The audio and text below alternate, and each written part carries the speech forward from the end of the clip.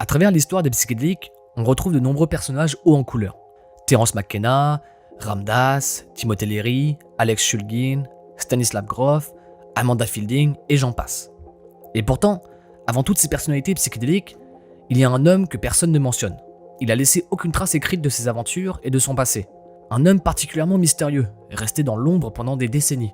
Sans lui, le monde ne connaîtrait sûrement pas les psychédéliques comme on les connaît aujourd'hui. Sa mission, partager le pouvoir du LSD. Et je vous parle bien sûr d'Al Hubbard, l'espion psychédélique aussi connu sous le nom de Captain Trips. Alfred Hubbard est né en 1901 dans le Kentucky. Il a une enfance assez difficile, vivant dans la pauvreté, et il raconte d'ailleurs qu'il a eu une paire de chaussures pour la première fois qu'à l'âge de 12 ans. Il quitte l'école très rapidement, à l'âge de 13 ans, et découvre un intérêt pour les inventions et les machineries. Alors qu'il vient de quitter l'adolescence, il crée un transformateur d'énergie, une sorte de batterie à base de radioactivité. C'est une invention très avancée pour son époque et qu'il va réussir à vendre pour 75 000 $, ce qui est à l'époque une énorme somme. Il part maintenant pour Seattle et devient chauffeur de taxi pendant la Prohibition. Grâce à un système sophistiqué de communication navire-terre caché dans le coffre de son taxi, Hubbard aide les trafiquants de rhum à faire passer l'alcool devant les gardes-côtes américains et canadiens. Il se fait cependant arrêter par le FBI et passe 18 mois en prison. Après sa sortie, il obtient son brevet de capitaine de navire en Californie, ajoutant officiellement le titre de capitaine à son nom. Si l'on en croit les sources, il finit par travailler pour l'Office of Strategic Services, l'OSS, le prédécesseur de la CIA. Hubbard devient alors contrebandier d'armes pendant la Seconde Guerre mondiale.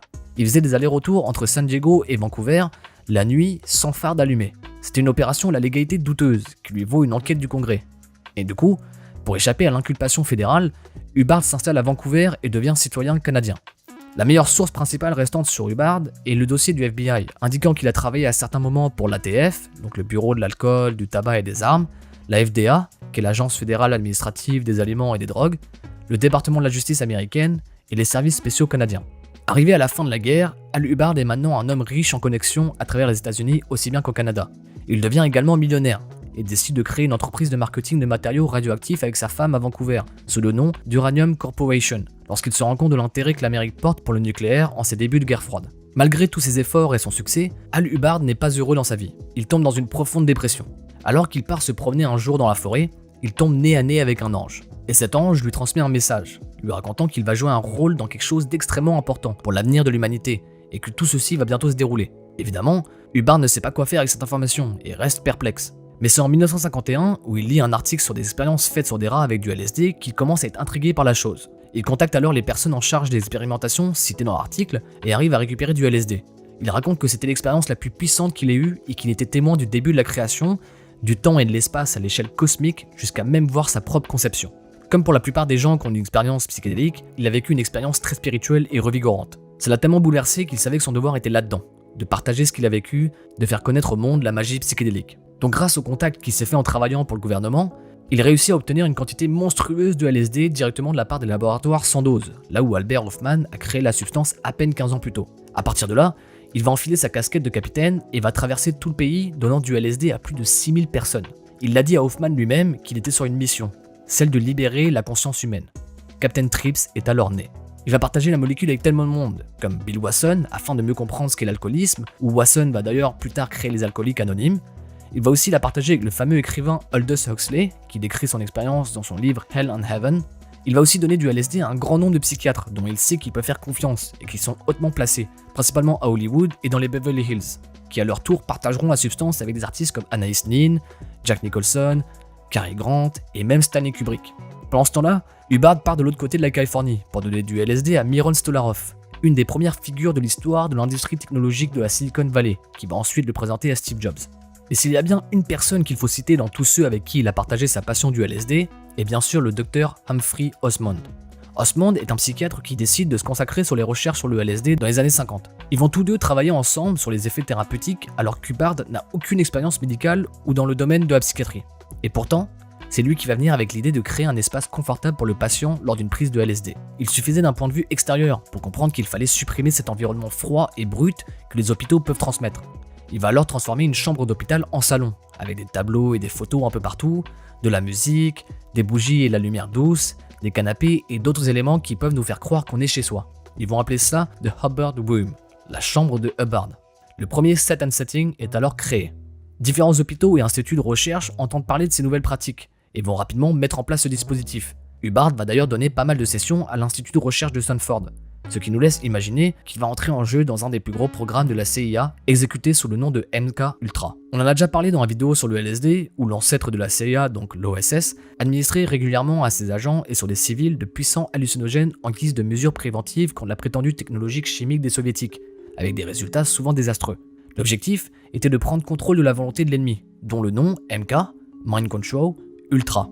Les traces écrites sur le fait qu'Al Hubbard soit impliqué dans le programme ont disparu en 1973 par le directeur du programme Sidney Gottlieb. Mais plusieurs années après, des documents déclassifiés indiquent qu'Hubbard était bel et bien en contact avec Gottlieb. Mais Osmond doute qu'il était associé à un tel projet, parce que selon lui, je cite, pas particulièrement pour des raisons humanitaires, mais parce que c'était une mauvaise technique. Et Osmond a sûrement raison.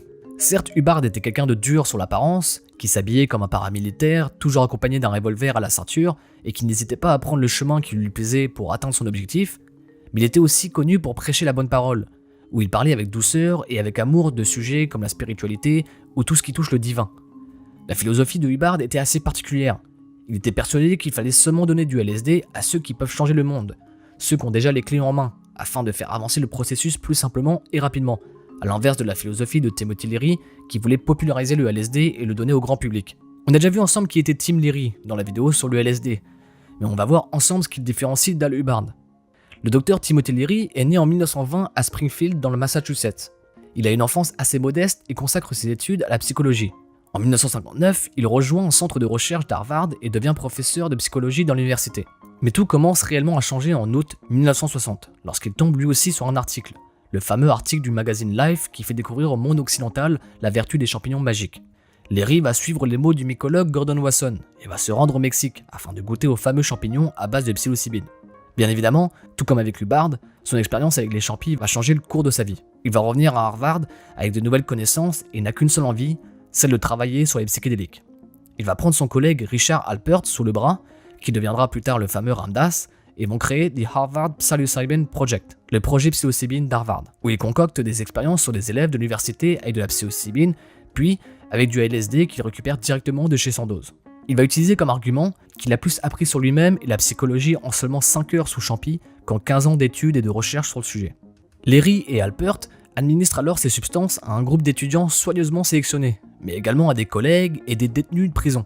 Leary écrit plus tard que la participation des étudiants aux expériences montrait, je cite, que l'extase spirituelle, la révélation religieuse et l'union avec Dieu étaient désormais directement accessibles.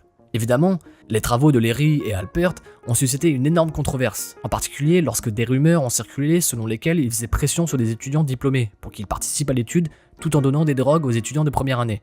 Les parents d'élèves et la presse vont mettre la pression sur l'université afin de fermer le programme de recherche. Et en 1963, Harvard licencie Alpert et refuse de renouveler le contrat de Leary, parce qu'il passait trop de temps sur ses expériences sur les psychédéliques au lieu de présenter ses cours. Mais tout ceci ne va pas l'empêcher de continuer, bien au contraire. Il est maintenant libéré de l'enseigne d'Harvard et peut répandre son amour pour les psychédéliques avec le monde entier.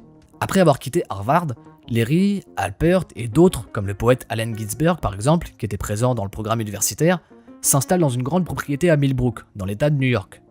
Le domaine, prêté par la famille Hitchcock afin que Leary puisse continuer ses recherches, va petit à petit commencer à devenir une sorte de scène New Age, avec des dizaines de résidents et des activités telles que la méditation transcendantale, des jeux sexuels et l'expérimentation de drogues psychédéliques. Leary va également organiser le week-end des séminaires payants sur l'expérience psychédélique. Et c'est en août 1964 que Leary, toujours accompagné d'Alpert et cette fois-ci de Ralph Metzner en plus, où ils vont publier leur bouquin L'expérience psychédélique, un manuel basé sur le livre des morts tibétains. Dedans, ils vont utiliser le terme set and setting pour la première fois, où ils indiquent comment se préparer correctement pour une expérience psychédélique. À partir de là, l'influence de Timothy Leary va commencer à prendre le dessus. Il va tenter de défendre le LSD et témoigne devant un sous-comité du Sénat des États-Unis chargé de déterminer si le LSD est dangereux et devrait être interdit ou non.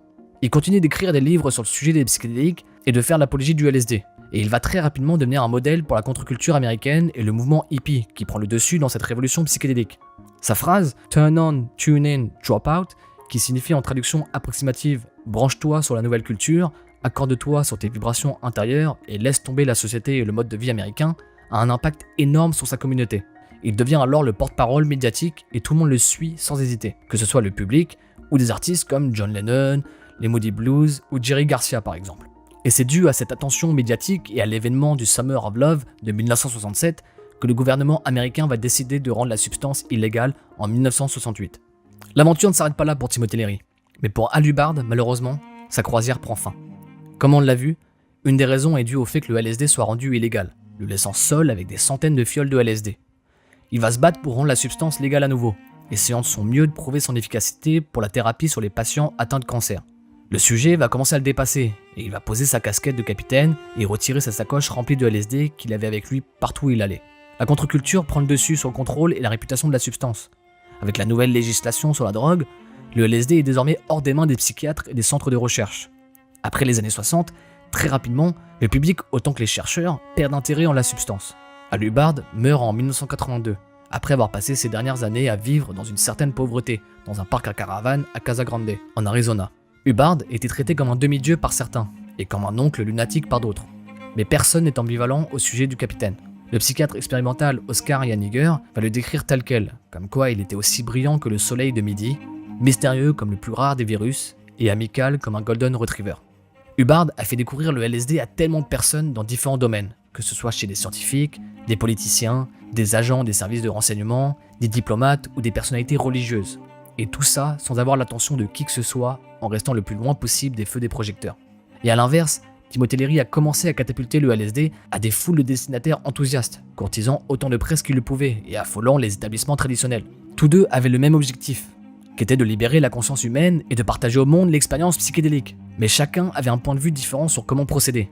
L'un pensait qu'il était préférable d'agir de façon discrète pour un résultat plus sûr, l'autre préférait de foncer tête baissée et de façon joviale, mais qui malheureusement stoppa tout progrès avec la molécule. Donc finalement, quelle est la meilleure façon de procéder ? De rester dans l'ombre et de ne partager le savoir avec seulement les personnes qui sont déjà hautement placées, mais d'être sûr d'avoir un résultat sur le long terme, ou d'y aller de manière directe et de partager avec le monde ce qu'on a à l'instant, mais qui met à risque la crédibilité du produit. Si les deux hommes s'étaient entendus à l'époque pour trouver un accord ou un compromis sur la façon de diffuser ensemble le LSD, le monde serait peut-être très différent aujourd'hui. Allez savoir. Tout ce que je sais aujourd'hui, c'est qu'on entre dans une nouvelle ère, et c'est à nous de faire en sorte de démocratiser ces drogues et de réussir cette révolution psychédélique.